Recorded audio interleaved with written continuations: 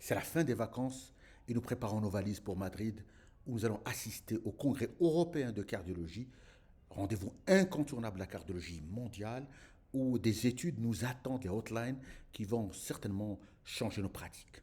J'ai choisi un résumé des études qui nous attendent le plus. Alors, si on prend l'insuffisance cardiaque, on a quelques études qui nous attendront avec énormément d'impatience.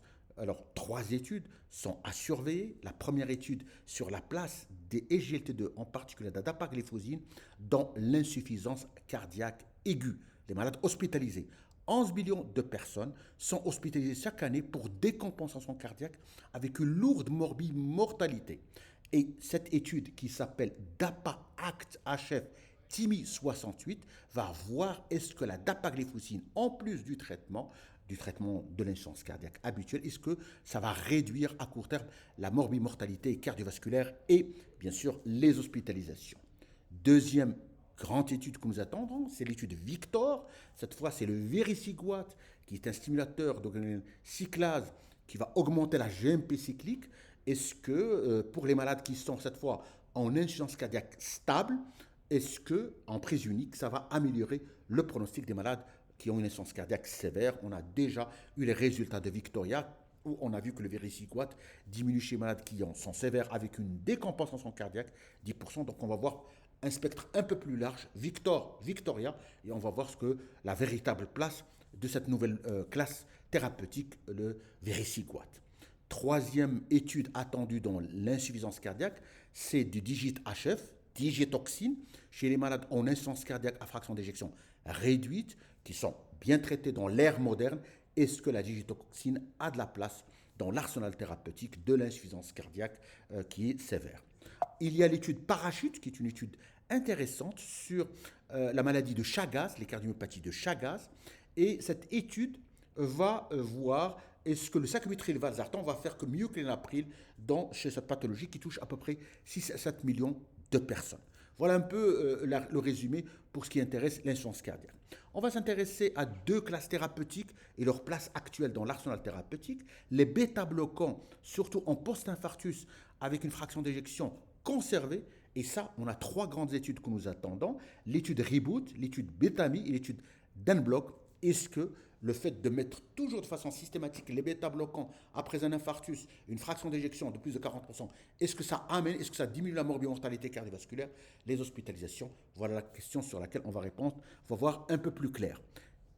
Deuxième grande question, est-ce qu'on devrait arrêter de façon beaucoup plus précoce l'aspirine ou les anticoagulants oraux chez les malades qui sont dilatés, stentés? Et on a trois grandes études. On a Newman 7, on a Target First et on a Dual Acute Coronary Syndrome, qui sont des études qui vont répondre à cette question extrêmement importante. Est-ce que le fait d'arrêter précocement l'aspirine et les anticoagulants oraux va diminuer le risque de saignement et simplifier le traitement? Sur les cardiomyopathies hypertrophiques, nous avons deux grandes études, l'étude Odyssée et l'étude MAPLE-HCM. Alors, ce sont les cardiomyopathies hypertrophiques. On a une nouvelle classe thérapeutique, ce sont les inhibiteurs de la myosine. On a deux molécules, le mavacamten et l'aficamten. Et est-ce que ça va être une excellente alternative aux stratégies invasives?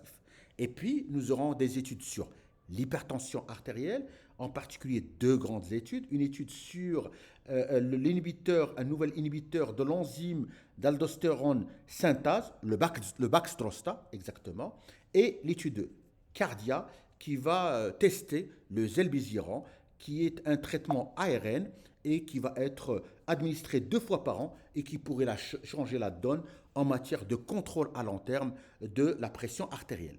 Nous avons aussi deux grandes études sur l'apport de l'intelligence artificielle, donc Assist-HF, qui va utiliser donc une assistance par intelligence artificielle pour amener les patients à être mieux optimisés, et ça va être un assistant médical qui va permettre aux patients, surtout en sortie de décompensation, d'avoir un meilleur accès à la quadrithérapie de façon par intelligence artificielle. Et puis, on a AI Gatekeeper, qui est un système d'algorithme qui va, chez les patients qui sont à risque cardiovasculaire modéré à moyen à partir de données cliniques, électriques, biologiques, échocardiographiques et prédire l'existence d'une lésion coronaire de plus de 50%. Voilà un petit résumé des études que nous attendons. Nous attendons un grand congrès de cardiologie qui va nous permettre encore d'avancer. Je vous remercie.